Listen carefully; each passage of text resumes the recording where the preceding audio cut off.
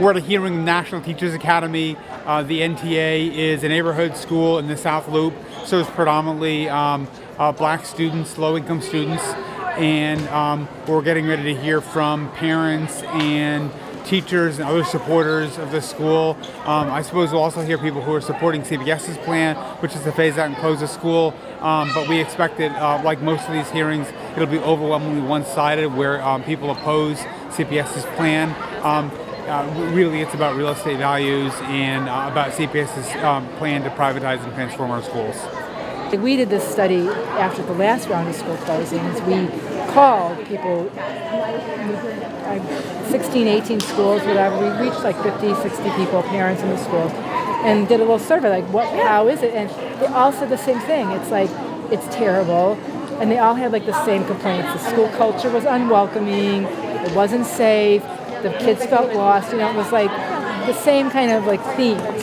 It's going to be the same thing. It's not going to be any different. I think the best way I heard it was just like kids are not parking spots. Right, exactly. Or like kids are not cars to be moved around parking spots. Right, exactly. I just love that. Kids generally do better when you stop disrupting their lives. And yet, here you are disrupting not just this generation, but literally all of the future generations of kids in this neighborhood. And doing it for what? This is NTA family. This is a family that has built NTA, has lived NTA, has did everything in their power to take care of NTA. At the end, I've been there since 2002. I have opened a book in that building. And to see the book close on that building, it's not right. So I'm just honestly wondering, why are we even here for this show? When you look at the closures for CPS in the past, there's evidence that it has a negative effect on GPA. GPA is decreased by about 10%. Decrease in attendance, decrease in attendance for both college and high school. And again, you have the most vulnerable population, predominantly low income, predominantly low African American. And I'm wondering, where does that even come into consideration in this proposal? Or just in the way that CPS makes decisions, period. I think the other question that I have is, if this proposal is rooted in education, rooted in good thought, et cetera, then why the lies? Janet Jackson was on radio just the other day saying that if you look at the gifted students and the non-gifted students, they don't get into the same schools. In other words, they don't get into the same high schools. Not one gifted student has even graduated from NTA yet, as he said before. It only goes up to 5th grade. So why lie? Why create the stories? She also said at a board meeting that the achievement of NTA is due to the achievements of the gifted students. We have proven and given the data time and time again to Alderman Dowell's office, to Janet Jackson, that the achievement of NTA is actually from the non-gifted students in the school, but she all keep perpetuating this story. And what's more concerning to me is, what are you saying to the students, and what about the immeasurable effects of these students, not GPA, attendance, and so forth, the humiliation, the disempowerment, the devaluing their achievements. No one ever comes back and says, no, we were wrong. It actually is your achievement that raises scores at the school. I know you're saying time, but I'm sorry, we have everything to lose, and I don't know, you can drag me from the mic. But what about the immeasurable effects? We have to have it. And if we don't get the answers to this tonight, because this is a forum with no answers, when do we get the answers? That's all I want to know. I'm an engineer by training. I run a software company. I'm an attorney. The numbers on this thing just don't make sense. You said that the current population of high school students in the area, 2,000, and that nicely makes sense. And when I heard that, I was like, oh, that's interesting. Okay, so that's the first time I've heard those figures. Then we hear the other figures, that there's roughly 500 students per grade coming up in the boundary as defined. I mean, if that's accurate, then half of those students who would be entitled to a seat won't be able to get one. Now, that's half of each grade, right? So the math doesn't work.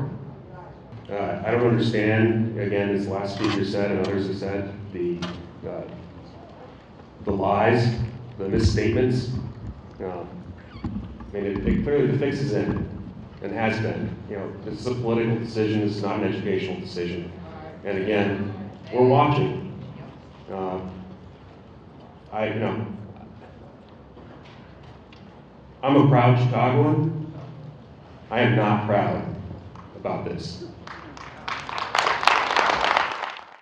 My name is Pastor Earl Granberry, and I've been in the South Loop for 36 years.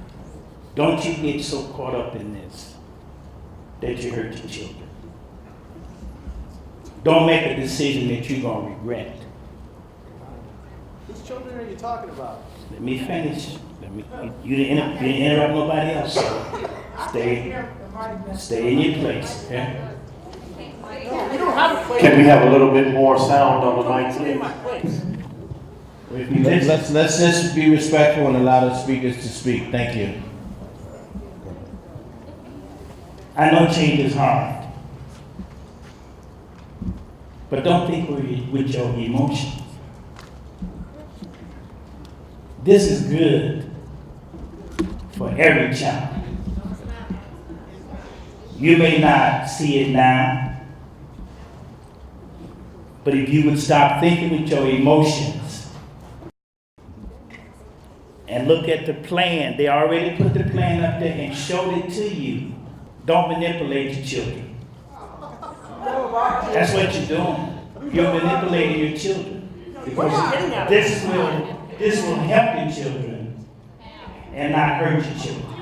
I'm not going to get in a debate with you. Just stop thinking with your emotions. Thank you. We'll have the next speaker.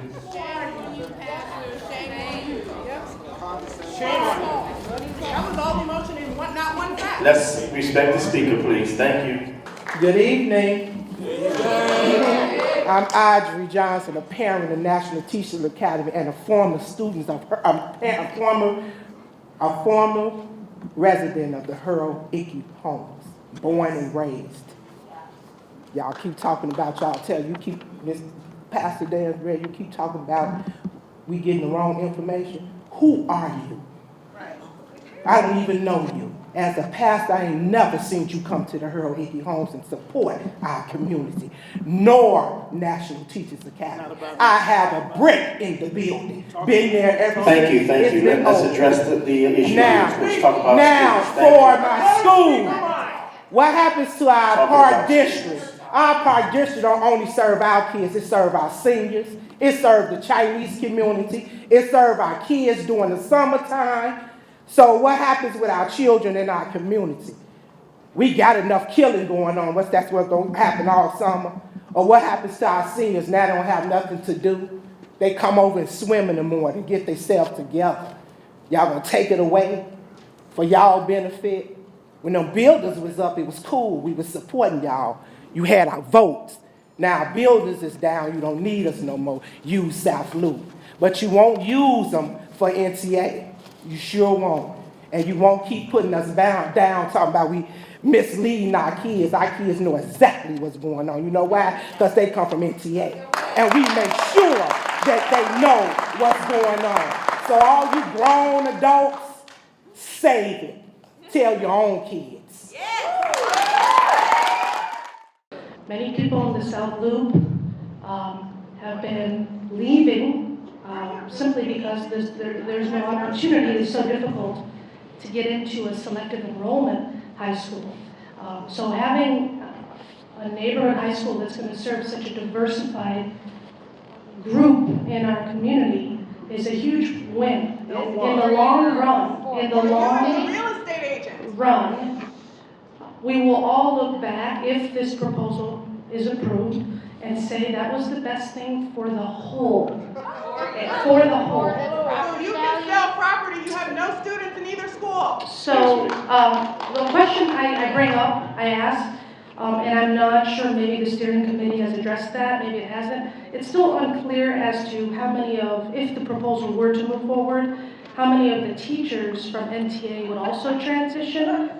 So I was just curious as to that. I just wanted to bring up a question. But other than that, I applaud the process.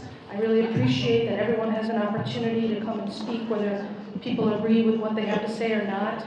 And I, once again, want to say we support the plan. Thank you for my property dollars. Get it back. I'm tired. I am so tired of this process.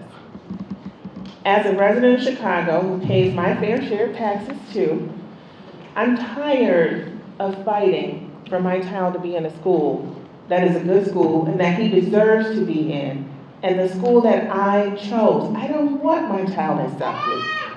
It is not the environment that I wanted, which is why I chose NTA, which is performing well. And you wonder why, Chip, we're boisterous and upset and responding, because we're tired. Every time we come here, we express how we feel. We have brought you facts. We have brought you information about the negative outcomes of the students. We have talked about, in general, how white students get more than black students. We have brought in everything we could bring. And it still feels like you're not listening to us. Hello, my name is Eli Diaz. I'm a parent from an NTA student. I was asked for or against the proposal. My opinion is truly irrelevant. I have no friends in high places. I was reminded of that when Janice Jackson said, Chicago is Chicago. The truly profound meaning of such a simple phrase. When I heard Janice say this during some news interview, it focused my mind again on what is happening here with NTA and the closing of it. I understand what is said when Chicago is Chicago. It's truly very simple. In this case, it would mean orders from downtown have been given. Friends and family have been awarded city contracts, and all that's left is for CPS, cronies or not, is to comply with state mandates in regards to public hearings and state guidelines. Their intentions will be made whether it benefits the greater constituents or not. The only importance in such cases is whether the political families of Chicago have received their share of the spoils. They have already decided pretty much what's going to happen, and they're simply fulfilling state mandates by holding a community hearing. And if you listen to the fuzzy math and the double speak that's being said, it's pretty clear, especially as one native to another.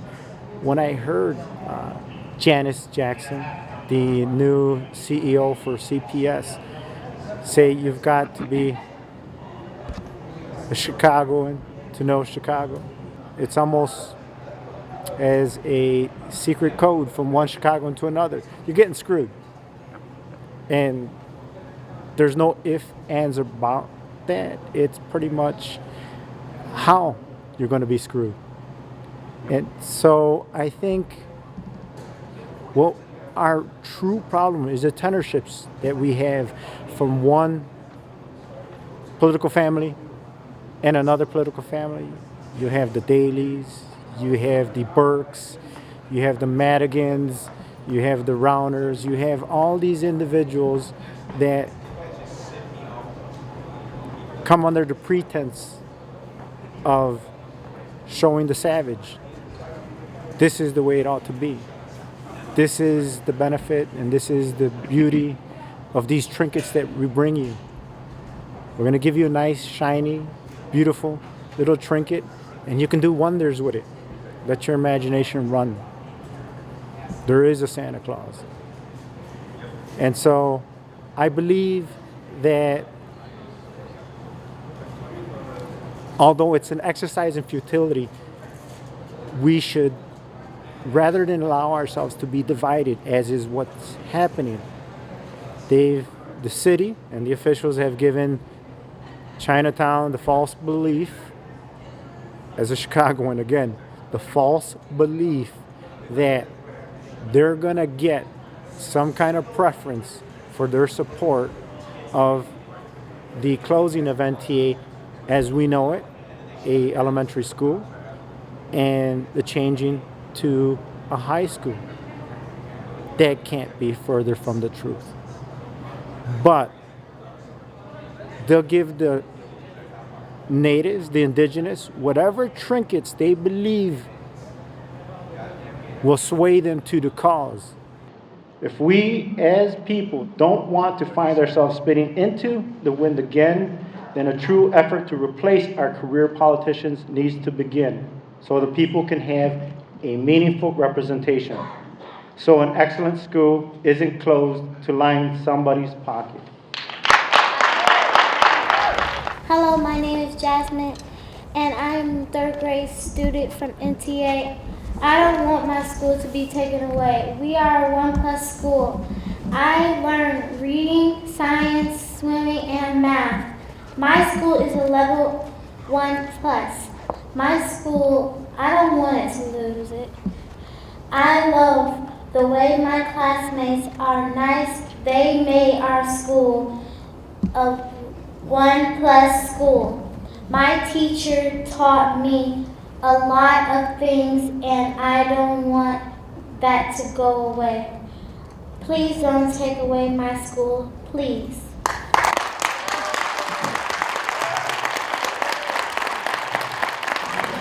What's going on at NTA reminds us of the closing hearings and what happened back in 2013, where CPS famously or infamously closed 50 schools. There we saw literally thousands of parents, hundreds of hearings, schools all around the city. People poured out their hearts, said, don't close our schools.